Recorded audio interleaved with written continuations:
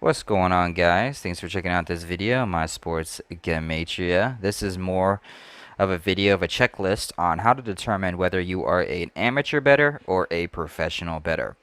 Or if you're looking to buy picks from somebody or play somebody else's picks, based off of their language that they give you, you can decide whether they are amateurs or professionals. So I have a little 5-point checklist here between an amateur and a professional.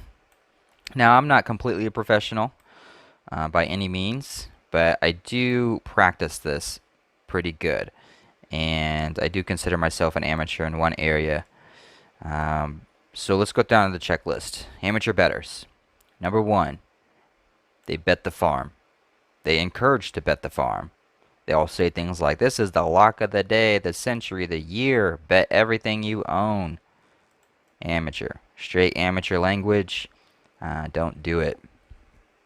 Next is they chase their losses because, they bet the farm, they lose, and now they got to get the farm back. So they're going to bet the clothes on their back, the shoes on their feet. They're going to bet their car. Amateurs. Third thing is they play heavy parlays. Now, I'm an amateur in this aspect. I play parlays majority of the time. I'm very limited in how much I bet on parlays, so I got that going for me, but at the end of the day, I need to get away from parlays. I've missed out on a lot of good plays over the last couple weeks because I put them in parlays. And, you can put a 3-team parlay together, a 4-team, a 5-team, a 6-team, a 7-team. It doesn't matter. At the end of the day, you're always going to lose one pick. It's going to happen more often than not.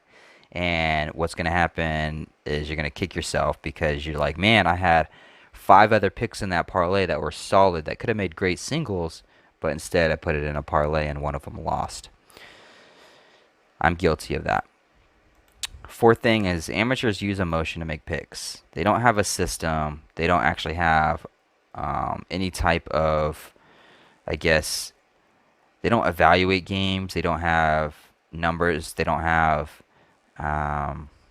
stats that they look at. They're just, it's emotion, right? They're going to say, I have a feeling they're going to win today, or this is my favorite team, I'm going to bet on it, or they lost last week, so they have to win this week, or, momentum, da da da. Like, they don't have a legit strategy for making picks that actually give them a specific result. They just use their emotion, and a lot of it is not logical.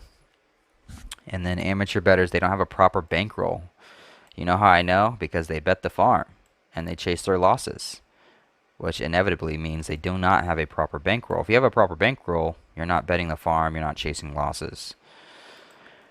For pro bettors, they limit their bets. Instead of betting the farm like amateurs, they limit their bets. 1 to 5% is average.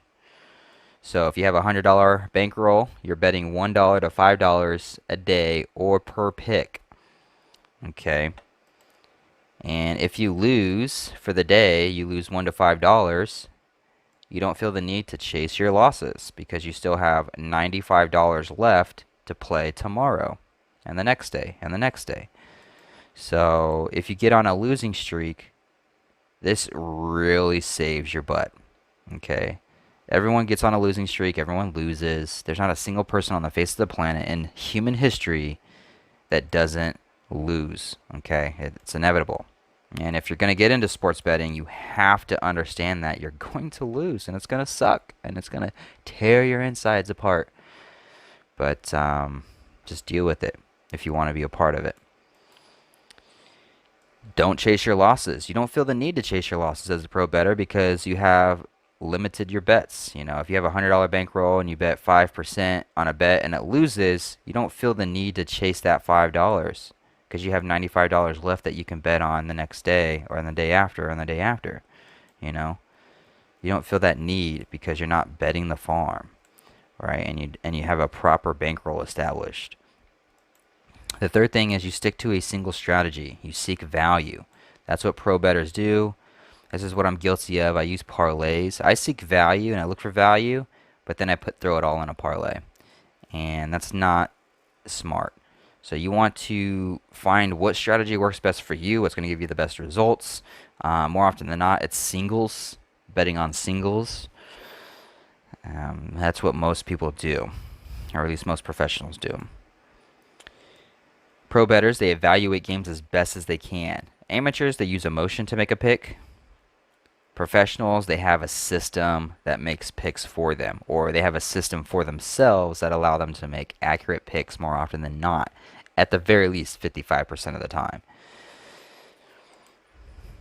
And the last thing is they actually have established bankroll. Professional bettors actually have established bankroll set aside, and sometimes they'll do it in different leagues. Like I know professionals who they have a bankroll specifically for basketball. They have a bankroll specifically for NFL. They have a bankroll specifically for live bets that they want to make if there's a live bet that they want to take. They have bankrolls set aside for each individual league and or type of bet that they want to make. And then of course they follow that strategy of 1 to 5% of their bankroll, and you know, that's how they do it. So if you want to be a professional, this is what you got to do. If you want to be an amateur, continue doing this. I got to work on my amateur side when it comes to parlays, but more often than not, I have this down. I have this down. My sports Gematria is my system when I evaluate, and I have a bankroll set aside for particularly sports betting.